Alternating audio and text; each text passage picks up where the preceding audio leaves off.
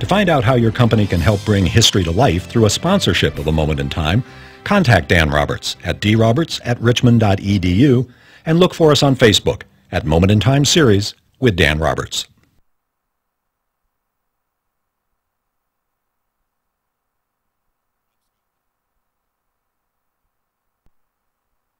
The material discussed in this program is for information purposes only. It is not intended to be used as a recommendation for investing or as legal advice. Each person has his or her specific situation, circumstance, and objective, and should consult their own personal advisor or counsel. Joining me now in the studio Thursday morning on KSJE. Joining me now in the studio from Citizens Trust and Investment Corporation is Jason Calcote. Jason, good morning. Good morning, Scott. How are you doing? I am well, thanks. Thanks for coming in to talk to us all about the economy and things that we're hearing about in the news and what's going on this week. Well, this week, the markets are a little bit down this week. This is the first week of trading in September. We started off with a holiday. Sometimes that can lead to a little bit of a sluggish start for a week. For the U.S. stocks, the major players are always, you've got the NASDAQ, you've got the Dow, and you've got the S&P. Right. The major mover this week so far has been the NASDAQ. Just for a quick definition, it's really the tech stock index. It's got about 3,000 companies in the index. The major players are the tech companies that you're familiar with. Okay. The Googles, the Microsofts, the Apples, all those players, right? Exactly. Facebook, I suppose, and all those, Twitter, right? Okay. Yep. And we think that this slide, the NASDAQ is down about 1.5% over the past 2 days. So a bit more of a slide than the other indexes. Sure. And we think that's because of the focus on the tech industry. We've had Facebook and Twitter over the past few days testifying on Capitol Hill about the spread of misinformation through those venues.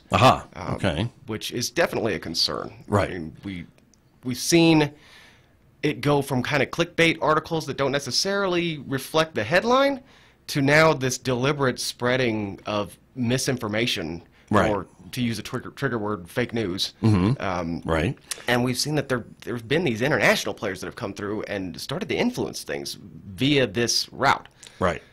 So a major concern. And Congress is very concerned about that too, right? Yeah. And the influence that it may or may not have on society, elections, all that kind of stuff. That's exactly right. And I mean, you can't really trust much of anything that you see through these venues anymore. Even if a family member sent you the article, right?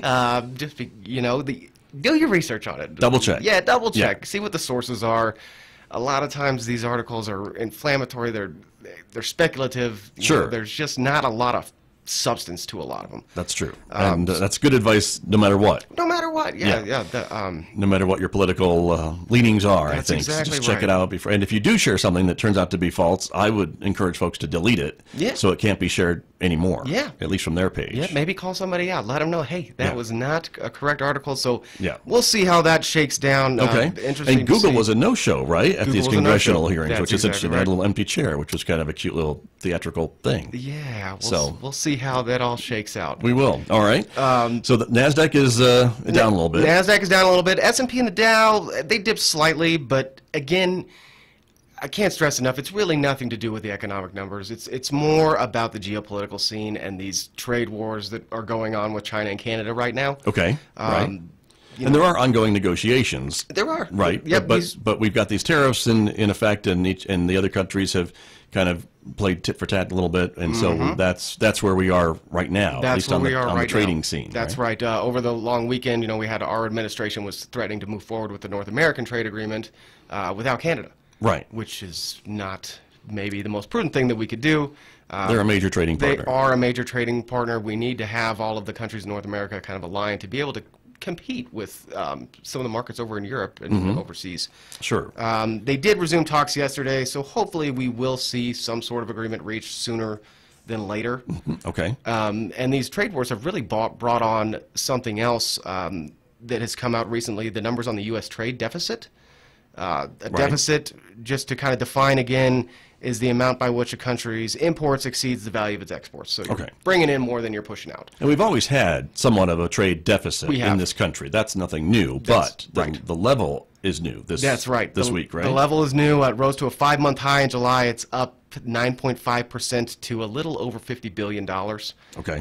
Which, I mean, these numbers are so big that it's hard to really quantify it.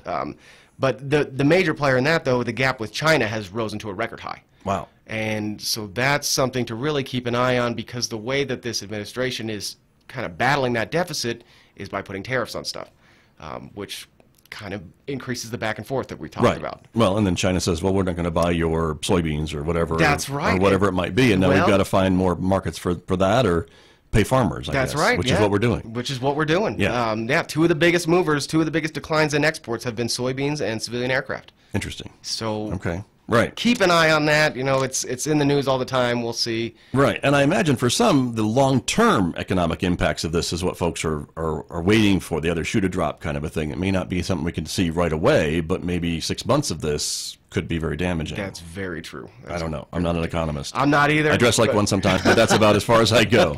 No, I hear you. It'll be interesting to keep an eye on. Hopefully, again, that we can kind of reach some sort of agreement sooner than later. Okay. All right. Oil and gas, where we're looking at there? Oil and gas. Oil, it had a brief uptick last week because we were thinking that tropical storm Gordon was going to mess with some of the stuff in the Gulf. Okay. Turns out it missed all of the energies. Which is good. Which is great. Yeah, it's great. For that industry. All the energy sites got missed. So oil is a little bit down. It's about a 1 week low right now, a little under $69 a barrel. Okay. But hovering right around that $70 mark, I suppose. It really is. It seems to have found a new normal right below $70. Natural gas, we're still struggling, to break $3. We're down at about $2.78. Okay. Again, that's where it is. Yep. Hopefully some of these trade agreements might make it easier. We talked about last week to kind of work on the exporting of natural gas. That liquefied natural gas we hear about. Our area.